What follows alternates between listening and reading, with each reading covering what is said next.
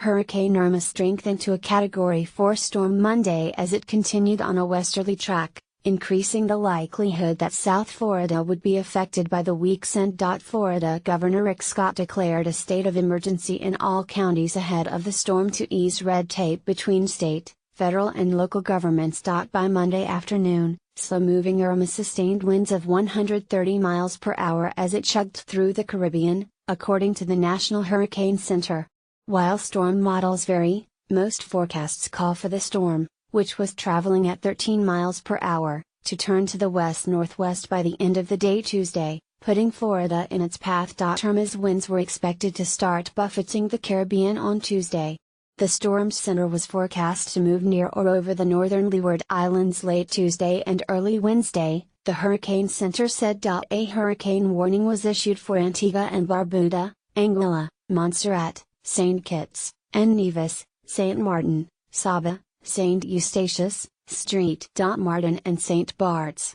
A hurricane watch was in effect for Puerto Rico, Vieques, Culebra, the British and U.S. Virgin Islands and Guadeloupe.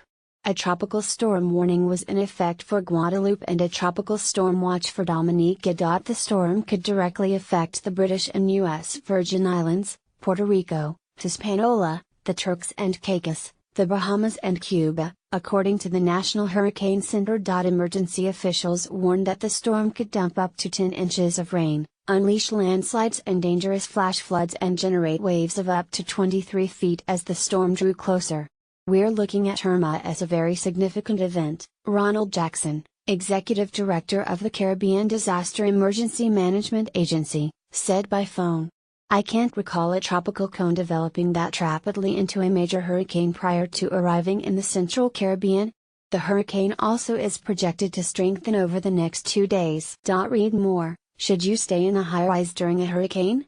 On social media, the approaching storm was a hot topic, drawing posts from anxious residents in the Caribbean and U.S., as well as government entities. Miami-Dade County Emergency Management turned to Twitter to urge residents to prepare for the storm and stock emergency kits. #Irma fierce and on track. SEFL should think Wilma as a minimum and be imagining how to deal with much worse. #Prep now, tweeted Weather Channel meteorologist Brian Norcross. #Irma fierce and on track. SEFL should think Wilma as a minimum and be imagining how to deal with much worse. #prep now https://t.co/px7npz417pic.twitter.com/zop1nprrsb, Brian Norcross, @Brian September 4, 2017. That message was echoed by meteorologists with the National Weather Service, who cautioned that South Floridians should restock on supplies and make sure that they have an action plan in place. "It's not something I'd play with. I think it's better to respect nature and always be ready," said meteorologist Robert Garcia. "Prepare for the worst and hope for the best." Related stories from Miami Herald. The latest on how Hurricane Irma might affect Dolphins season opener. In a statement, Scott said that while the path of the storm is unknown, the state should be ready to act. While the exact path of Irma is not absolutely known at this time, we cannot afford to not be prepared. This state of emergency allows our emergency management officials to act swiftly in the best interest of Floridians without the burden of bureaucracy or red tape, Scott's statement read. Garcia said meteorologists likely won't have a true sense of potential impact on South Florida until Wednesday or Thursday. The Florida Keys and Miami could begin to feel the storm's effects Friday. "It's a little too early to say what it's going to do because at this rate a few miles could make a difference," Garcia said. With Hurricane Andrew's 25th anniversary passing just a few weeks ago and Hurricane Harvey's devastation in Texas fresh on the minds of shoppers, many South Floridians took advantage of the Labor Day holiday to hit grocery and hardware stores.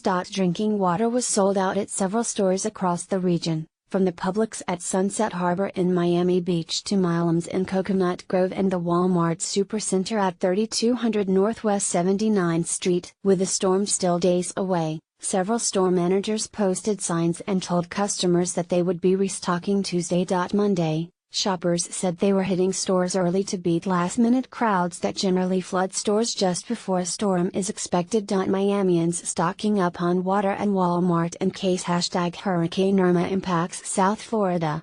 pic.twitter.com/D7K8DGJRLF, Joey Fletches, @JoeFlex. September 4, 2017. Some stores were able to keep pace with the surge of early birds. At a Publix in Miami's Morningside neighborhood, shelves still held ample supplies of bottled water at mid-afternoon, and workers were refilling them through the day. Morning.